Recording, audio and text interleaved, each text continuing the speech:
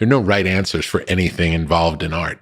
We're all trying experiments to find a way. And even for the things that I work on, I don't have a set way that I do anything. I come to every project blank. I believe we know close to nothing about anything. If we embrace that not knowing, we'll have a healthier experience going through life. In some ways, the best art is open enough where the artist gets to have their experience when they make it, and then the audience gets to have their experience when they listen, and they don't have to be the same. There are no right answers for anything involved in art. We're all trying experiments to find a way. And even for the things that I work on, I don't have a set way that I do anything. I come to every project blank and I really listen to what the artist plays and says, and through what they explain they want to do, help find the best way to get there. I feel like it's more of a collaboration between people working together to make the best thing. It's not a boss-slave relationship at all. It's much more of a let's find our way. And we agree at the beginning of the process that if either of us or any of us don't like what's happening, we say it. And the goal is to keep working till we get to a point where we're all really happy with it. It's like if we make something that an artist likes and I don't like, or if that I like and they don't like, we haven't gone far enough. I don't want to listen to you and have any reaction happening when you're speaking. I want to be as neutral as possible. For me, my goal is not to form an opinion, it's to understand. So if anything, I would draw you out further and just ask questions to really understand. And if you say something that that somehow triggers me in a way I wonder how he came to that. I wouldn't challenge you. I would ask, like, oh, how did you find that? How did you get to that place? One of the agreements in the studio is any idea that anyone has, we'll always demonstrate it. We'll always try it, because I can describe to you an idea and you can think, that's a terrible idea. Let's not do that. And then I can play you the idea, and then you can say, oh, that's really good. And it's completely different, because when we're told something, we have to imagine what that is. And the way you see something and imagine it, and the way I see something and imagine it, are completely different. There can't be any ego in this. It doesn't, if everyone's there with the purpose of making the best thing we can, there's nothing else. There can't be any boundaries to that. I like the idea of getting to the essential, and I have a better idea now that I've done it for a while, but at the time it was purely an instinctual thing. And part of it is there's a sonic benefit, which is the less elements you have, you can hear each of the ones that are there, and they can sound better. And the less there are, the more space they could have around them, and the more you can hear their personality. Often in the studio, the idea of building upon things and adding layers to thicken, to make it sound bigger, sometimes the more things you add, the smaller it gets.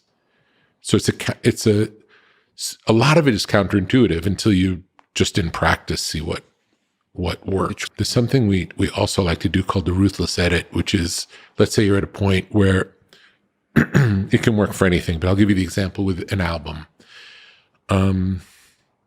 We've recorded 25 songs. We think the album's going to have 10. Instead of picking our favorite 10, we limit it to what are the 5 or 6 that we can't live without. So going past even the goal to get to the real heart of it, and then see, okay, we have these 5 or 6 that we can't live without. Now, what would we add to that that makes it better and not worse. And it's just it puts you in a different frame when you start with building instead of removing. I feel like I'm channeling ideas from somewhere else, 100%. But I think have you asked questions about where from? I believe we all are, though. I believe we are. We're vehicles for information that when it's ready to come through, it comes through. And the people who have good antennas pick up the signal. But if I'm sure you've had an experience in your life where you've had an idea for something and you've not acted on it, and eventually someone else does it. And it's not because they're doing it because you had the idea and they stole your idea. It's because the time has come for that idea. And if you don't do it, someone else is going to do it. It's being broadcast by whatever the source is. Whatever the source is. The reason that you're who you are and the reason that you're finding the success you're finding is because you've been true to yourself to get to that stage. So to start changing that to either conform to someone else's idea of what you should be doing, it just seems like it doesn't make sense. Do you have a sense of who you are? Because I don't necessarily have I don't know. I know that I really like making good things, and I know that I'm crazy about it in that it's like an obsession, and I want things to be as good as they could be, whatever it is. And if I finish a music project and I have a window of time where I'm not working on music, I might be moving the furniture around in the house. I'm always looking for a creative outlet to find a way to make something better. Anyone on the business side who doesn't make things, they're excited to do their part. They're excited when you deliver the thing, the art that you make to me, then we can start the project. Yeah. But there's nothing to sell if the art doesn't happen in the right way, and it has to be protected, and it can't happen on the same kind of a timetable that that business can. It's just a different thing. Art doesn't come in a quarterly way. I know on the art side, knowing how it works isn't what makes it work. Isn't the magic of it isn't how it works. The magic is the magic.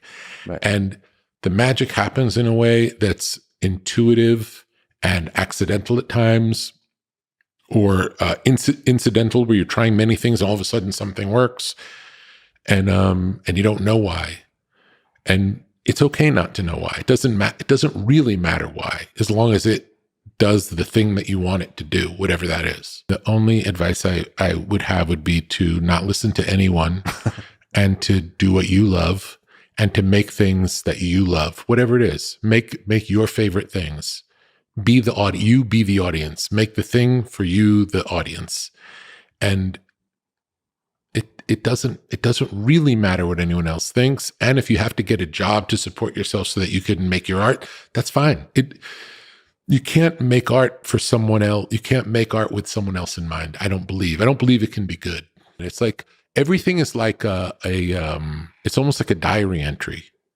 Everything we make is a reflection of a moment in time, a window in time.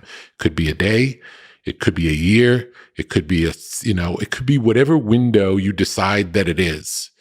But if you give it all of yourself, and if you're not interested in working on it anymore, it's done.